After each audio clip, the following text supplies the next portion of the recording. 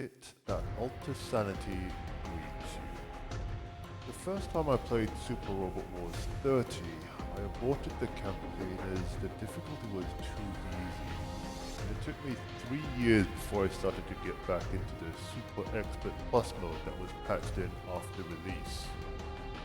After successfully going through the first lap, I realized I am getting so much early game power through DLC content.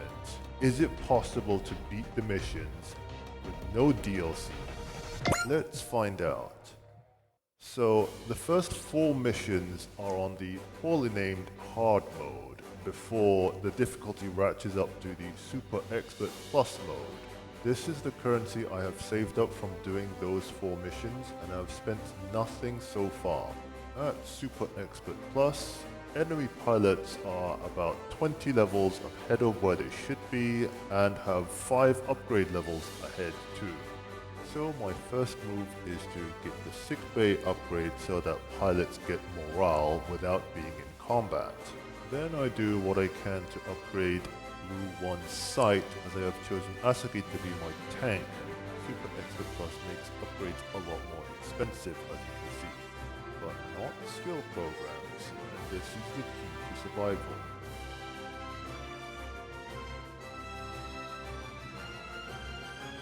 Max out Asagi's potential and hit chance.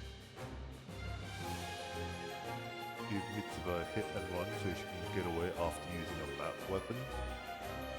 Ensure Asagi starts with the best morale possible. And also max out Izuru's potential so that he can be the off tank. Next, power parts. Without getting into every single detail, Asagi gets +1 range and an energy reload consumable. Meantime, Mitsuba gets this, a Super Expert Plus exclusive item that gives +5 movement, the only exclusive item from Super Expert Plus thus far. The mission tab, and all these DLC and extra missions we will not be touching. This base game event I do grab for the Golden Legacy power part that I give to Marbet so she can supply others with it. The mission I deploy for is in space to fetch the narrative Gundam. First, disregard the story and run away to where your reinforcements will spawn.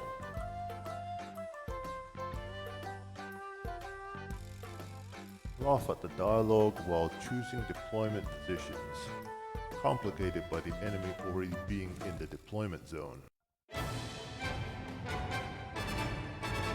With Tamaki escaping the awkward deployments, position Asagi to be within 3 to 5 tiles of as many enemies as possible. MJP units come with a barrier that does nothing against melee attacks and does nothing if a ranged attack does more than 2000 damage, but the AI will choose to shoot instead of move and attack provided you are within range. Now as for this hit chance, first we need Asagi to be low in HP for potential to kick in. Resume evacuating everyone else, while letting Suruga shoot from beyond range to boost morale, with no regard for hit chance. Where to move Marbet?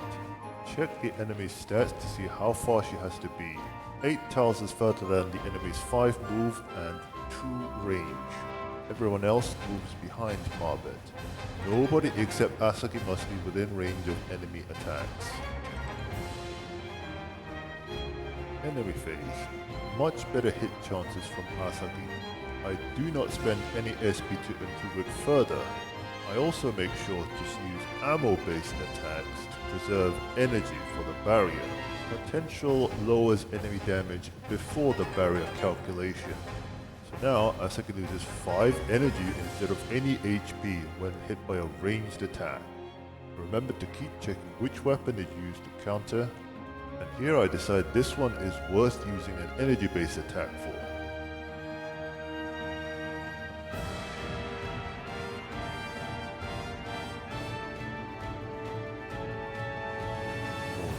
Attacks, and now a unit comes in for a melee attack. This time I tell Asagi to just defend without worrying about hitting back. ranged attacks, and the remaining enemy units are just catching up. Now for tactical decision making. Should Asagi stay? Where is the best place for him to be? How many melee attacks will come? Should Izuru come in instead? Etc. In the end, I do decide Blue One should dock for repairs and recharge. And now the rest of the army. So that again, nobody but the tank is in range. Next, getting Izuru down to low HP as well. I have no expectation for him to deal any damage as he's the off tank.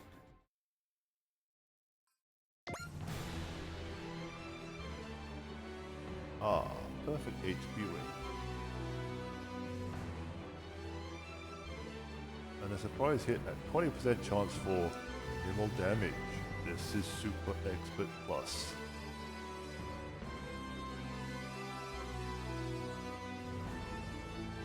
More ranged attacks and then the one melee attack calculated to come in.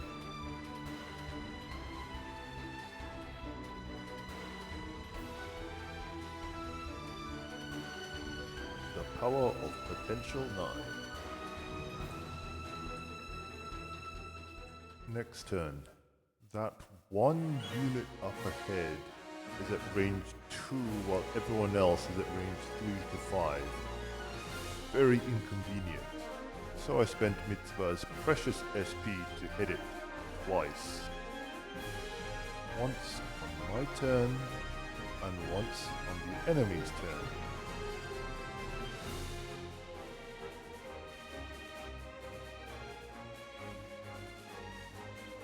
Next, spend precious SSP to grant Bullseye onto Captain Bright, who has 2 support attacks, and a long-range attack with at least 4,000 power.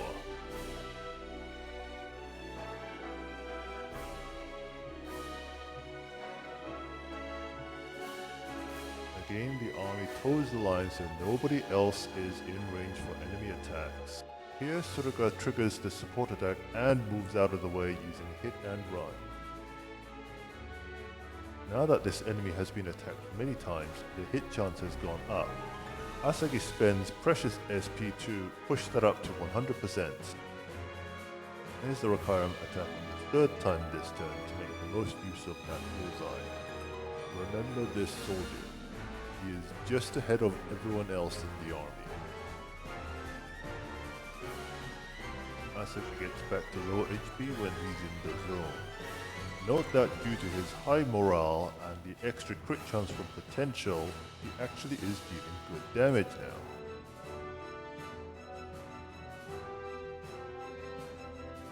Tanking a couple melee hits and ooh, what's this? Suruga being attacked. This one enemy unit is now exposed. But before that, we need to get Suruga away, meaning we need to make the most of all his support attacks before he moves.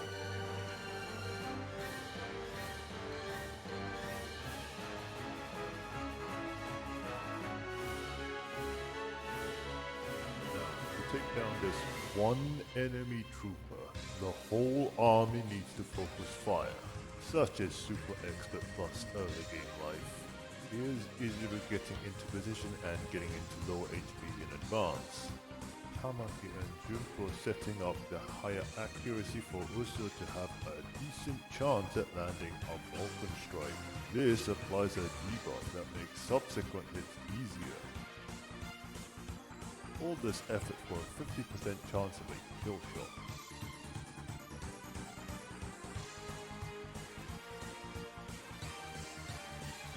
Little back to being off tank and ooh, what's this? Edge making the most of his bullseye too. Mitsuba catches that hit.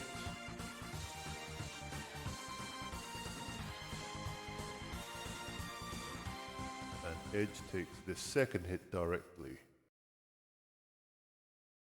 Oh no, the boss gets a support attack in. What happens next? Supports do half damage, and that's calculated before checking the barrier damage. Oh, this was a mistake. In Super Expert Plus, Any allied unit going down means game over. Loading the save file, I start again from here and move my forces down here this time, leaving that one exposed trooper alone. Now, skipping past E0 fighting for his life to keep most of the enemy troops in position, Yona pulled in one more trooper and kept the existing trooper busy, with Connie around in case he needed the support defense. The boss detached from the rest of our army and came down alone. Asagi deployed and killed that one trooper from before that caused so much trouble before the reload. This soldier had been hit by the Rankairam and then Gold 4 and now goes down to Blue 1. Meantime, the rest of the army moved out of the way of every enemy troop except for the boss. By this point, Asagi has so much AHSMB harmonic level that he actually has decent hit chances, even for enemies that never got fired upon that turn. One trooper slipped past Asagi and came after the Dreisträger, and the boss was kept in place by Edge. Another thing that Super Expert Plus does is give every enemy pilot an ace bonus. By now, Asagi has the upper army entirely under control and this is now just a boss fight. Or would be except for this one trooper down below. Once again taking previous damage to do chip damage on an enemy trooper that lives past the end of the turn. Notice how the boss made the mistake of walking to the edge of the map. She got boxed in with just 3 units. Now while the rest of the army was kept busy by Asagi, this lone trooper harassed Junko and the boss went after Marbet.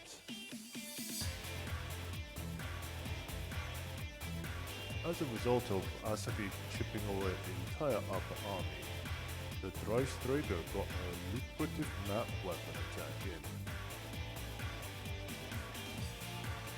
and then moved forwards to take advantage of the bullseye.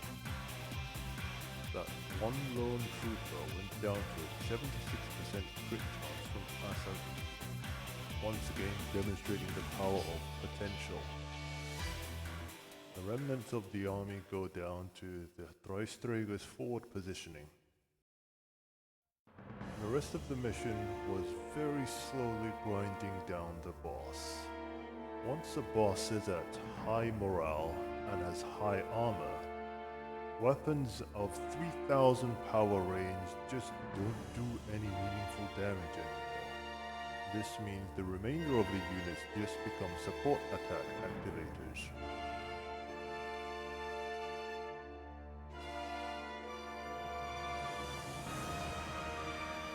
This and the next mission are the hardest Super Robot War missions I have played. After that, the Dreisträger unlocks a 6000 power attack, and the real path starts recruiting Super Robots who have 5000 power attacks and bullseye innately, while the Hypermine 30 unlocks a 5000 power attack and has support attack to go with that. I have a separate campaign on Super Expert Plus, which started from the Super Path. The enemy's power level goes up much more slowly than your investments. It is possible for real types to dodge a game. It's the early game that's hardest, as the enemy gets a huge power spike on the 5th mission. It's that Alta Sanity thanks you for your time.